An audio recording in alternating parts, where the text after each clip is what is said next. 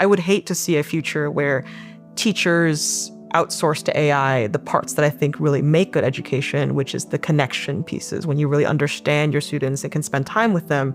And AI can be used in so many ways that allow teachers to have more time to do that kind of work. And I'm excited for us to talk with institutions and discuss with them ways where we can amplify that knowledge they already have. Hi, everyone. We're here to talk about my favorite topic, which is AI in education. My name is Drew Bent. I lead our work here in education on beneficial deployments. Formerly was a high school math teacher. My parents are educators. I worked in education nonprofits and would definitely consider myself a lifelong learner. I'm joined here by my wonderful colleagues who work in education across the organization.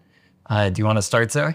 Happy to. Yeah. Hi, I'm Zoe. I'm on our education team here at Anthropic, and I support all of our non-technical audiences, including educating teachers and students about both our products and AI in general. Hi, I'm Maggie, and I founded and currently manage and support said education team, which we fondly internally call the Ministry of Education. Hi, I'm Ephraim. I'm a product engineering manager, and I've also helped build some of our products for facing education. So I think it's helpful to start here with, why are we discussing education in the first place? Or why do we even work on education in the first place at this general purpose AI lab? We all know, of course, that at Anthropic, we care a lot about studying both the potential of the technology that we're building, but also the risks. I think education is the perfect example and sort of embodiment of that because, of course, there's massive benefits, as we'll talk about in this conversation, but there's also a lot of concerns we have about the impacts of AI in education. And so when we think about the benefits, we think about, I've had many conversations with you all about how AI can prevent teacher burnout, how it can transform and really democratize access to high quality learning and tutoring, how it can change, how and what teachers teach. But then we also, of course, see the other side of it, which are all the risks and the concerns around, that teachers have about how AI could lead to more cheating and is leading to more cheating, of course, but also sort of the more existential risks of how do we make sure that these tools are actually enhancing and augmenting human thought as opposed to replacing it. And so my hope for this conversation is that we can sort of dig into all of these nuances, but also talk about the sort of practical type of work that we're doing at Anthropic to work towards these issues. So maybe to get started, I would love to hear, I know all of you, I've known you for a while, but I don't necessarily know all of your stories on what got you interested working on education in the first place. So Maggie, would love to start with you and what brought you into this work? Well, my interest in education is twofold. I think professionally, education and communication has always been part of every job I've ever held up into Anthropic. And I think personally, I, have two lovely kids in my life, and I am grappling with, just as every other parent is in this era, what can I do to help nurture them to being kind of intelligent, thoughtful, thinkers and critically engaged individuals as they grow up in the AI age? One is a lot more professional interest and where I feel like I can make a difference. And the latter is pressingly concerning to my immediate core as someone who is a guardian to young minds. How about you, Ephraim? Well, so I started my career in academia. I studied physics, maths, and I assumed I was going to be doing research for most of my life before switching to tech. And I've taught classes when I was at MIT. I've been an adjunct faculty. So education has been something I've always been interested in. When it comes to AI and education, I have two children in my own college. So I worry every day about what they're learning, how they're learning, what will they do once they graduate. I'm also very passionate about, I'm sure we'll talk about later, on how do institutions deal with AI in their education. So just a lot of stuff here that is both personal, but also looking forward to society. What is it, what does AI mean to education that I'm really interested in? I mean, I think you and I both having children in our lives is one of the most pressingly concerning things, right? Where it makes it so real for you right now. Right. And I think that your kids are college age, and so they're trying to figure out what they're doing in their lives. And then my kids are younger, but I see it on the horizon that very soon there's strong decision points where you can decide how to start nurturing this kind of thinking. And I feel if you don't catch it early, which is why we care about education at all the different ages, that it can kind of go pretty badly and compound, right? Yeah. I feel that's hitting on a lot of why I got into education in the first place, which is I have this very deep-seated belief that education is one of the most important things we can do to make change in our society. I think most people can agree on that. And when I, pivoted from the classroom into tech, it was because I wanted to work for organizations that could do that change at scale. I think there's some things with our education system that I would fix if I had a magic wand, and I'm hoping that AI can help accelerate some of that change for the better, but also like very much recognizing that we have a big responsibility to make sure that that change goes well today and then, 10 years into the future. There was a great quote that from a professor that I talked to at some point where they were saying that all the problems in academia have existed for a while as an institution. It's just that AI is the forcing function that makes everyone deal with it now instead of keep putting it down, I guess, kicking the can down the road, right? Yeah. So I'm excited for us to deal with it ourselves.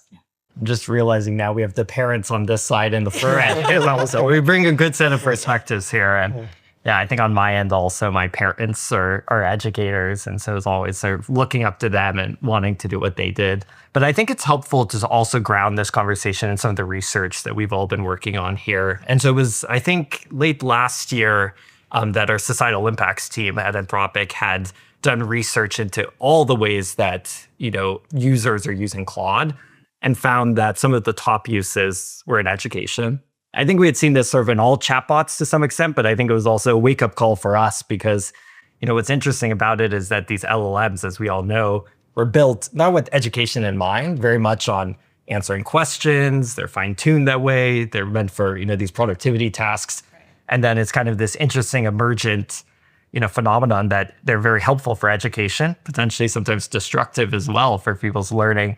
And so we started to, dig deeper into that. But I think what stood out in the research is one stat that always comes up is 47% of the student interactions on Claude were very direct, transactional types of interactions with little engagement. And I know when Maggie and I were looking at that data at first, it was sort of a wake-up call because, again, we have all these incredible ways that you can use it as a Socratic tutor, but then to see that in some cases, people are using it to just do their homework.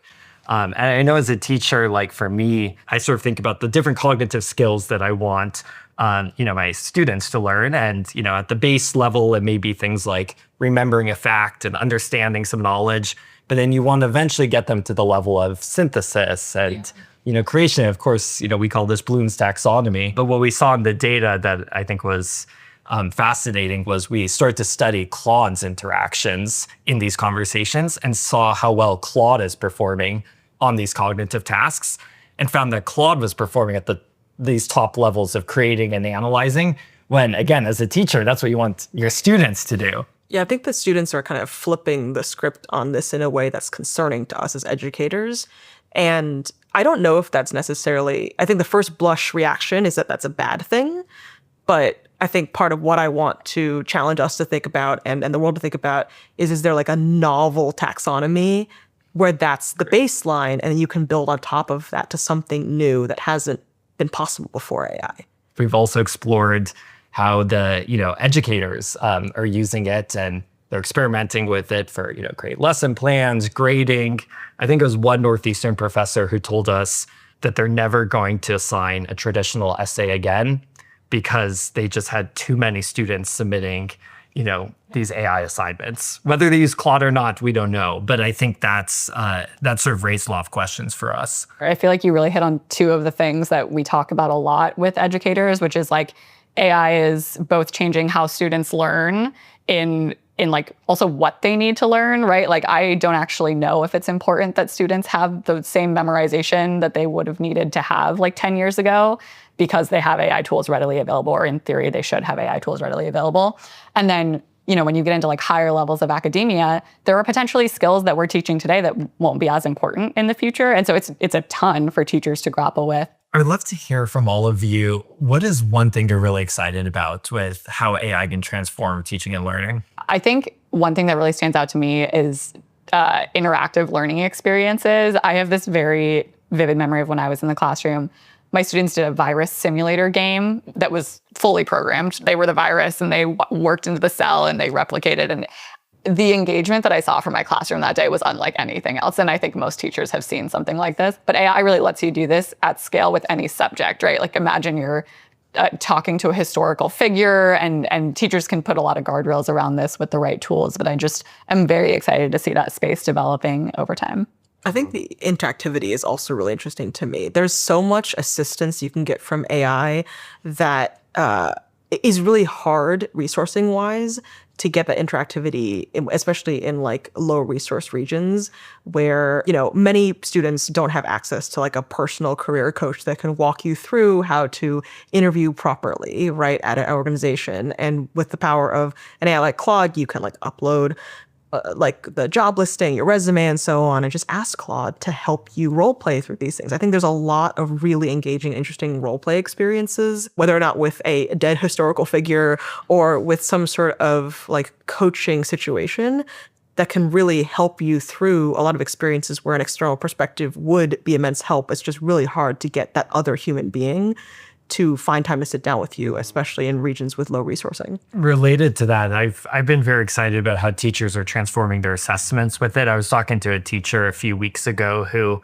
at one point, I think during the pandemic, had taken time over, Zoom to basically do oral interviews with all the students and really get to assess them on a more holistic way. But of course, that didn't scale very well. And so stopped doing it. But then with these AI tools coming out, was able to now sort of use the same rubric and start to have, all the students doing on a regular basis these sort of assessments back and forth with a chatbot. And then the professor, the teacher is able to review them and assess them based on that process of going back and forth with an AI. I think assessment is a very interesting use of AI.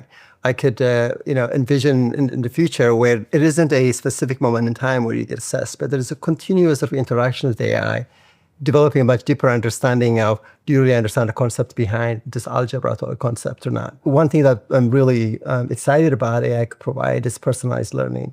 There was a research done on one-on-one tutoring. And what they found is that on average, the average student that had one-on-one tutoring is better than the 98th percentile of students that didn't have one-on-one tutoring or just a classroom setup. And that was with human tutoring. That's with humans. It's hard to scale. Exactly, hard to scale. Assume maybe like an hour of one-on-one tutoring a day. With AI, you get continuous one-on-one tutoring, and that is available to everybody around the world. So I think that has a great potential to transform the world and how people learn. Yeah, I agree. I think there's, of course, lots of challenges that as people have looked into those studies and how do you replicate this and all of it. But I think it's a very useful sort of North Star of what could be possible if you can have a very personalized, but also personal type of tutoring experience. Absolutely. I think today we have classes maybe segregated by students that are in the top, or, you take like an AP class if you're, in that student group or not. But with AI, every student could have their own journey. Those that are able to advance could advance very quickly, and those that need help can get that personalized help. This reminds me of a really interesting use case that I talked to a teacher about where, you kind of always want to meet students where they're most interested, right? Like that's like a very Montessori type of approach where it's like, what is your favorite topic? And then we'll kind of match all the subjects to that. That's really hard to scale, right? But there was a teacher I talked to that's just like, I ask my students what their favorite things are. They tell me a little story. And then now every single handout that you have like the same math concepts, maybe even same problems, but it's like each handout is made for each student and it's like exactly according to their interests. It's got a story that's engaging to them, problems they actually care about. And like she's noticed an uptick in the engagement for sure, because suddenly these students have a through line through every subject in the classroom is building on itself in a way that's super personalized to their interests, which like, if that was in every classroom, imagine how much students would just lean into. Amazing. Like, exactly. Yeah. So how are you thinking about that question of what's worth, learning in the age of AI? As somebody who's in product development, what I see is this absence of product layer that would help both students and teachers use AI very effectively. For example, my daughter's class, she's taking Python. So both of my children are studying computer science, so very, very relevant. For their exams for writing Python, they want them to write on a piece of paper because they're afraid about cheating. Well, the reason it is so challenging now is there aren't products for the students could use to learn. There's also not products for the teachers to use to both assign and grade homeworks. All of these are very light lifts, like from what we can do as a product offering. But in the absence of an intentional product that is built on top of LLMs, exposes a lot of uncertainty, fear, and abuse of the technology that we're building.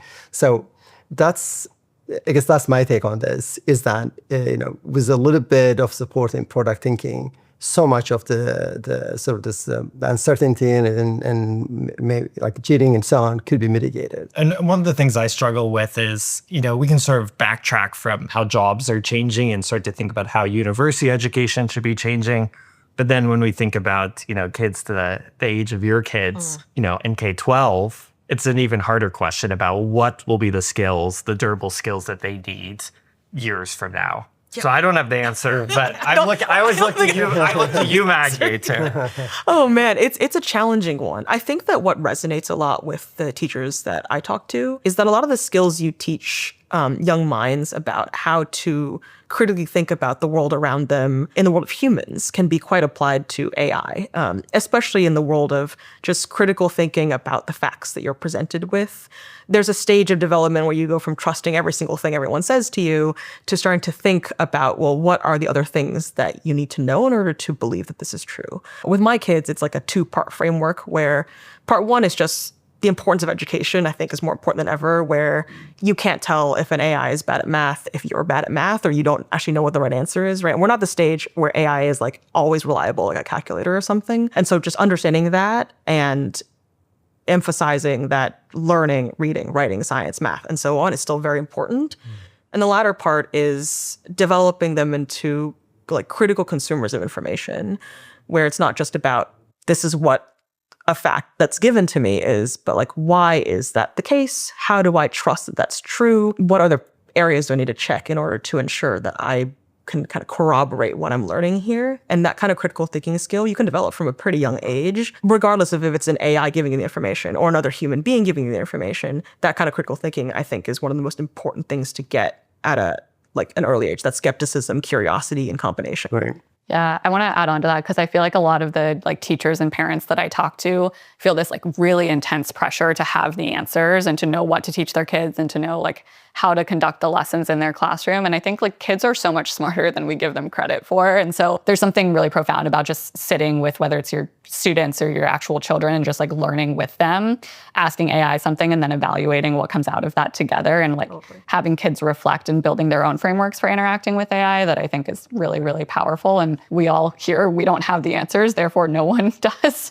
Obviously, we're working really hard to figure out what they are, but I think just encouraging that reflection at any age, wherever it's developmentally appropriate, is one of the best things people can be doing right now.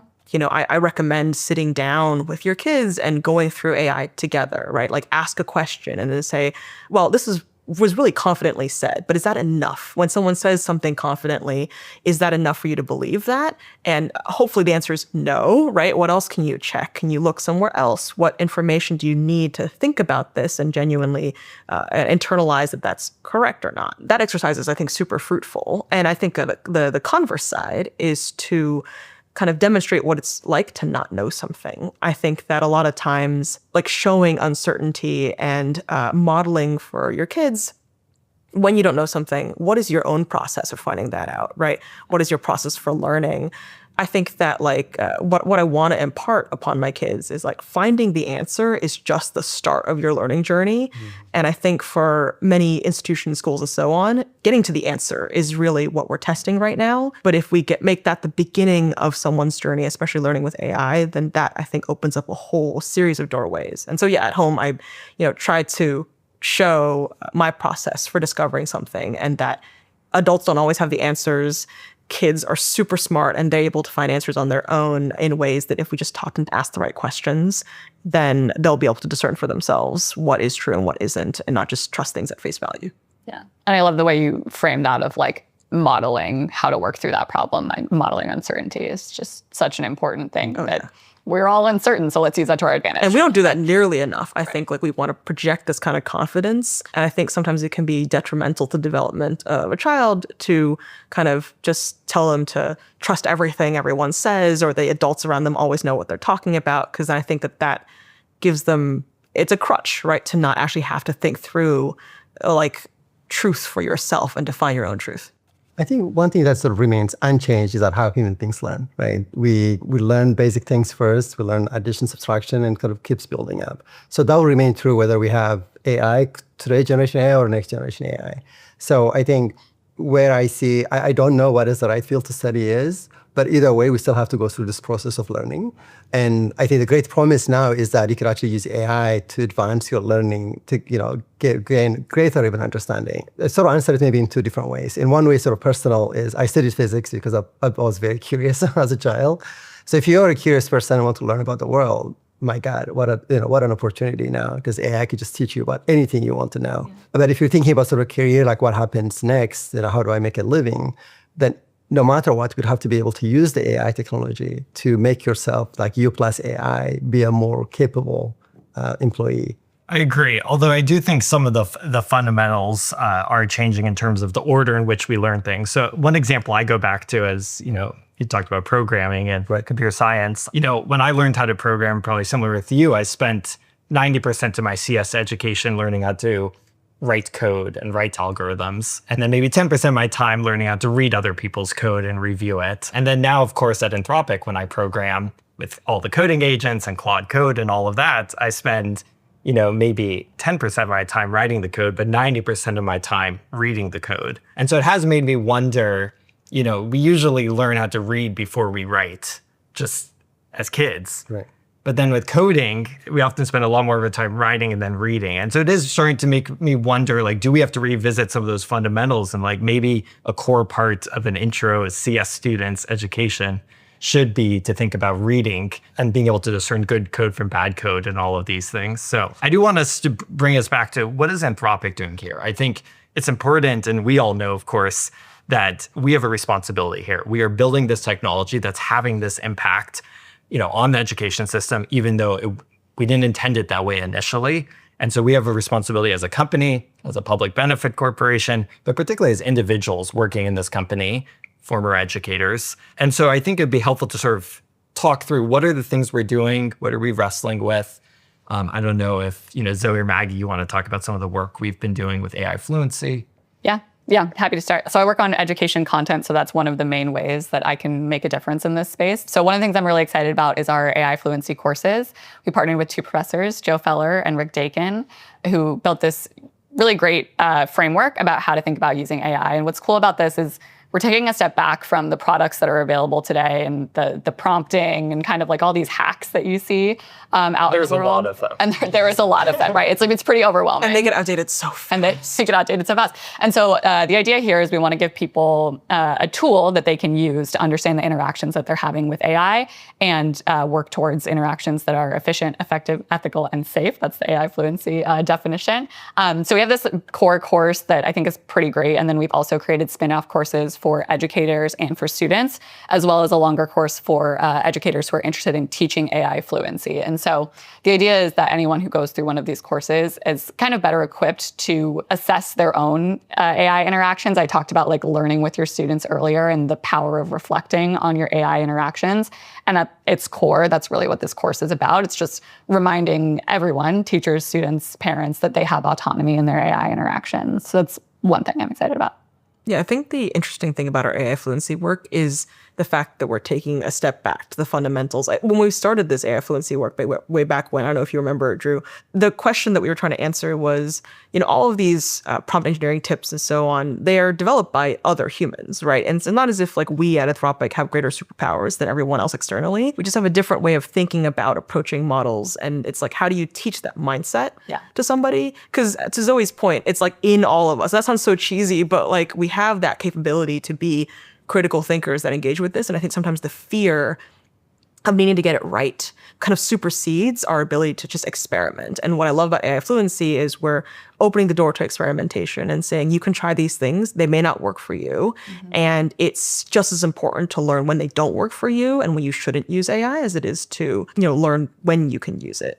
I think there's something that we say in the education team every now and then, which I think resonates a lot, which is we would much rather teach 1 million people to not use AI than watch 1 billion people to become dependent on the technology, right? And in practice, that can be quite hard, but AI fluency, I think, is a very solid start. I still remember when I first heard you say that, and I was so happy. And I knew I'd come to the right company because here I was in an AI lab and Maggie was saying, yeah, I don't think we should use AI in this case. Or It's fun. Let's teach people how not to use AI. It's like giving them the tools to make the decision on their own. Right. That's most back to critical thinking every time. But I think so, of course, part of it is an education and a training and awareness part, but we are also building products and models that are used out there in the wild. And so I think the work that Ephraim, you and your team have been doing on learning mode is a really important part of it. So we'd love for you to share more about how did they even come about? So learning mode is a set of features that positions cloud as a tutor to students. Students could come in and, for example, and upload their assignments. And rather than answer the questions explicitly, it would help the students through the material that is covered in their classroom. It will guide them through how to answer the question. It will tutor them. It will also help them prepare for exams, for example, by showing them flashcards based on the content that they've uploaded. It's actually very much of a grassroots effort. So a lot of people at the company that are really passionate about education and wanting to add education tools within the main product line. So with learning mode, what we did is added, it really is like small features here and there, but tailored cloud app to be really good at sort of helping students with learning. Along the line, we've also added a few more features like expanding how much content you can add into projects so that more and more content can go in there, connecting to classroom management systems so that content could flow in and out very easily. So that's just the starting point and of what I think this could be in the future. And I think what's interesting is some of that early research that led into learning mode is we were interviewing university students, and we sort of knew that the educators wanted some form of a learning mode. They kept saying, where's your learning mode? And so Ephraim was like, okay, now we have to build it. But it was really the students who I think really drove the point home for us, because they, of course, use a different word, which is brain rot. But we heard them talking about brain rot, and they, realized that in the short term, they can use AI chatbots to help them, just finish an assignment. But when it comes to actually studying for their midterm and understanding, internalizing the concepts, they wanted a version of Claude where they didn't have to prompt it, in all these different ways. Exactly. They didn't want to just, give it an assignment, it just pops the answer. Right. And instead, you give it an assignment, it guides you through the answers. If they're studying for a final, you can just show them a flashcard that helps them memorize and learn the content. So that is what learning mode is that just completely changing the interface in cloud so that it focuses on learning. And how long did this first version take to build? So the initial version actually took a very short period of time. This is a number of people that are extremely passionate about adding this capability. It took us about 2 weeks from start to finish, and it was amazing. Incredible. Yeah. The other aspect of this, of course, is, we can work on these training programs, we can improve our products and our model. But then, of course, it's how do we partner with the outside world? We're a tech company. We're a small part of this much broader ecosystem. And so Zoe, you've been doing a lot of the work we've done partnering with institutions like the Teachers Union, AFT. We'd love to hear more about what goes into those partnerships and why are we so focused on them? Yeah, I mean, you and me both. But yeah, I think, again, something we're excited about is just we have our classroom experience. Mine is relatively outdated. I was in the classroom before COVID. I know it's a very different world out there. Pre-AI. Pre-COVID, pre-AI. It's basically doesn't even matter anymore. But we get to partner with these organizations to learn from teachers who are actually in the classroom and professors who are in universities to understand the real problems that they're having in their schools and the real benefits, things that are going really well, and lean into both of those, whether it's with education materials to train teachers up or, product solutions that give them more autonomy and tools. And so, yeah. And the heart of this is this is a collective issue, right? Like a humanity-wide collective issue.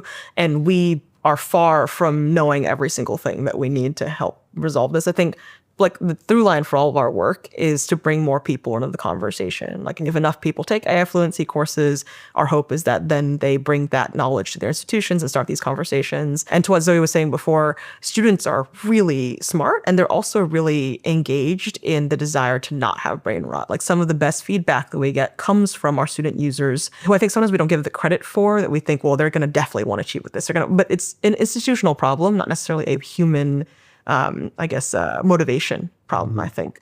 I think that our best feedback, from all of our product users, indicates that they don't want this reliance on these models. They want to feel like their own human capabilities are augmented and improved by this collaboration with AI. So I'm very proud of us in general in our products for not optimizing for kind of the standard engagement metrics, where we're not trying to optimize for retention or how much time you spend on the product or dependency on the product. And we make active product decisions now and into the future that sometimes actually encourage that greater augmented thinking or encourage, again, times when you don't use AI, or as the kids call it, touch grass, right? So I'm excited for us to keep going down that pathway. Yeah, and that was one of the most surprising things to me joining Anthropic was that it's not a growth optimized company, right? Like most SaaS companies want to optimize for users, retention, all these things.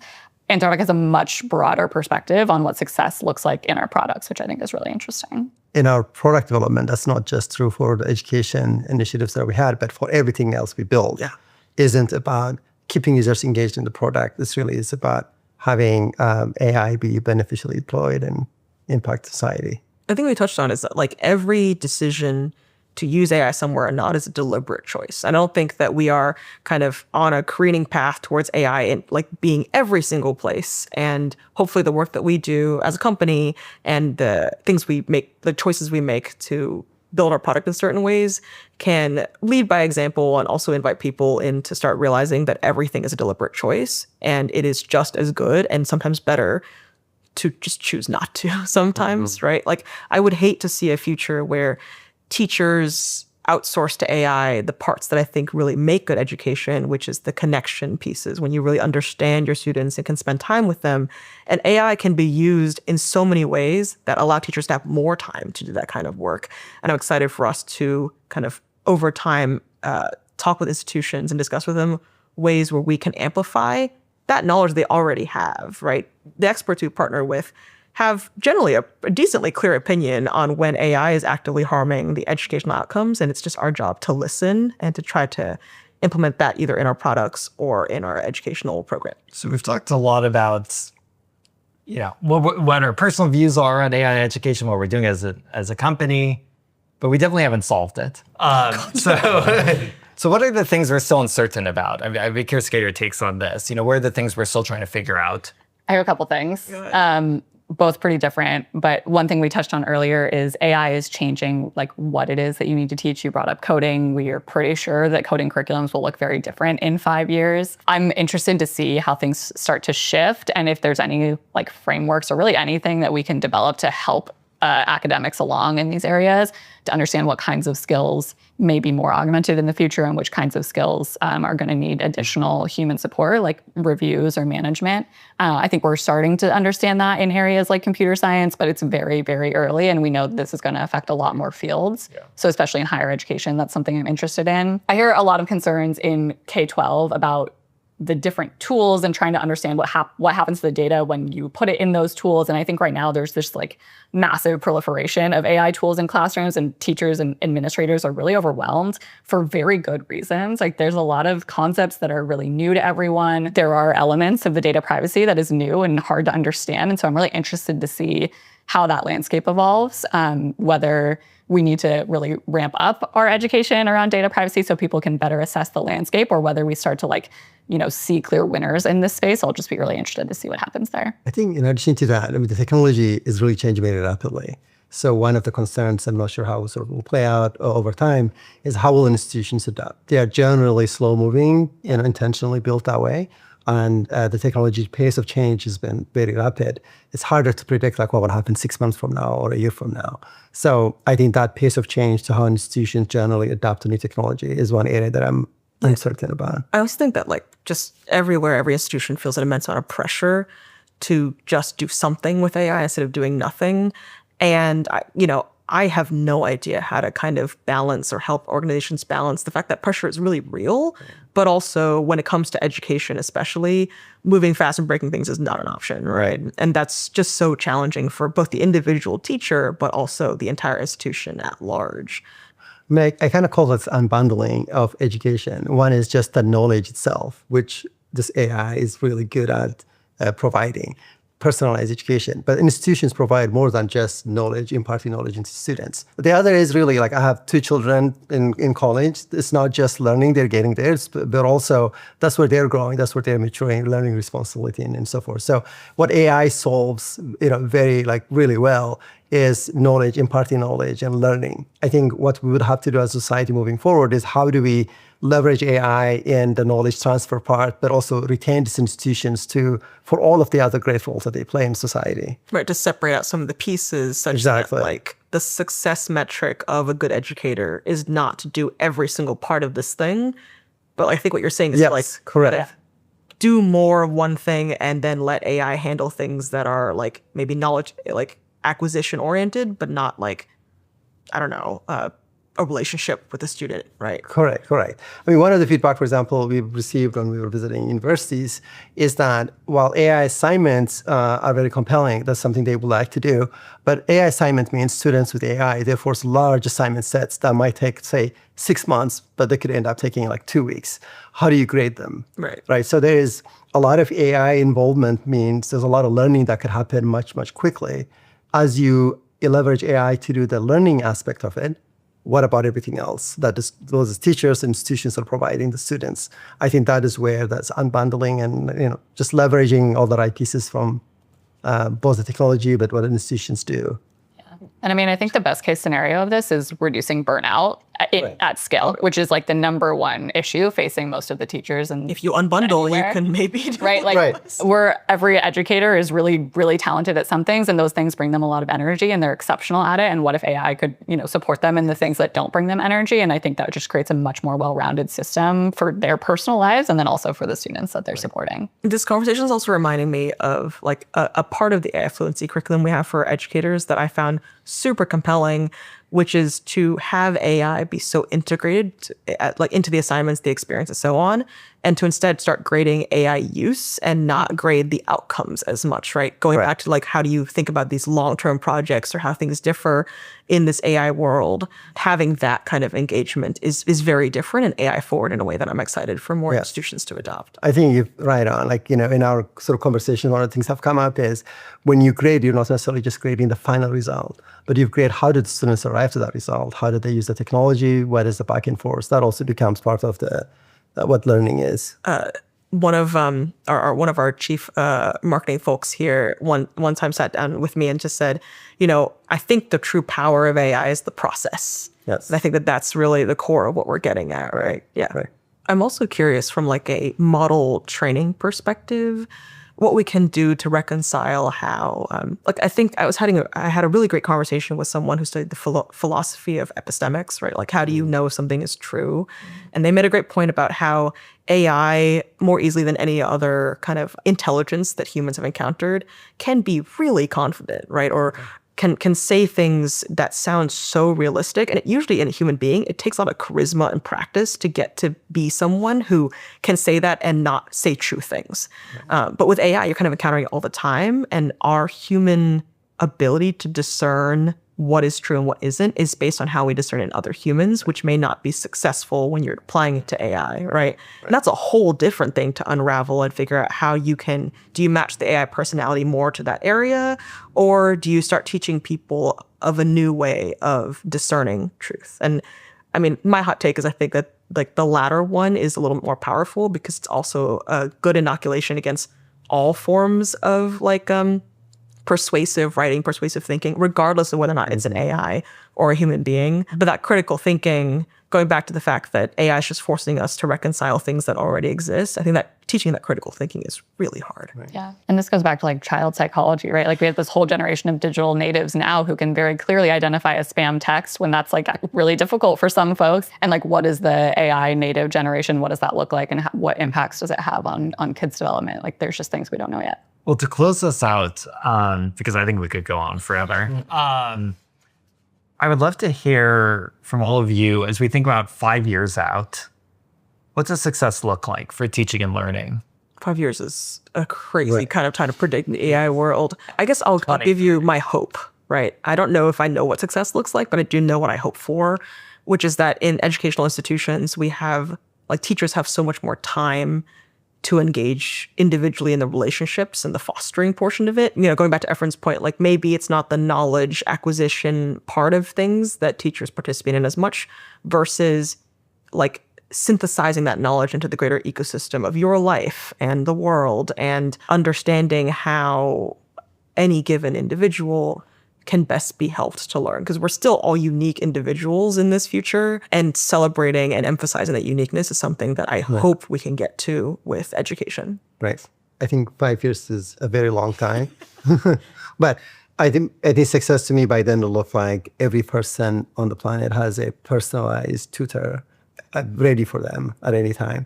And then also, if we've made that transition successfully, our institutions have also survived and are playing the vital role they already play in our society. Yeah. For me, I think it's going back to that critical thinking piece. I want every person, really, every student, every teacher, to have a shared vocabulary and cultural understanding around what it means to use AI in learning. I think just a lot more discernment and reflection on, and just being intentional about using AI. I know I feel like I go back to this like a broken record, but wouldn't it be great if like every single student could articulate when they want to use AI and when they don't want to and why? Like that kind of knowledge about your own habits and how you think and how you learn best, that personalization of knowledge is so exciting. And I'm like, that's a shorthand heuristic, I guess, for what success could look like. Or maybe on the other hand, like they don't have to make that decision because technology. The technology, yeah, the product is the product itself as well adapted. We need both of those. Yeah, together, definitely. Together. The product and the experience and the education all have to go hand in hand. Exactly. I think the thing I keep going back to, which to me brings optimism, because some days in this work, there's a lot of pessimism of jobs are changing and we have no idea what our jobs are. And a lot of look personal responsibility that we feel over any, things that happen. But at the same time, I do see in a world where, intelligence is becoming abundant and it's always commoditized, I think that will, no longer be our defining trait as humans. And that can be scary at some point, but I also think that's liberating, because for the last few hundred years, I almost feel like we've lost some of our humanity as we, you have the Industrial Revolution and we're able to do all these things, but we're also like going into offices and doing tasks and defining ourselves by the work that we do. And that may not be the thing that we can do best, 5 years from now, but there are so many things that a teacher does, that a doctor does, that are truly human, that are not intelligence, And so I almost am excited for the things to sort of strip away. And so for us, and I think our education system's at the core of it, to really focus on what makes us human. There's an Oxford professor that said this great quote I think about all the time, which is, he says, I think the age of AI will be the age of asking good questions. And like, that's something that doesn't necessarily come from knowing a lot, right? It's just about being curious and then also being a little discerning and skeptical about things you get in return, which then yield better questions. And I think with AI in our pockets to personal tutors, like the world of the question space has opened up immensely and way beyond anything else we've ever had in human history. And we just kind of have to steward people towards the mindset that allows them to ask the good questions. There's never been a better time to have a problem. There's never been a better time to have a problem. Yep. I think that's a perfect way to end. Right. Well, thank you all. Thanks for taking the time.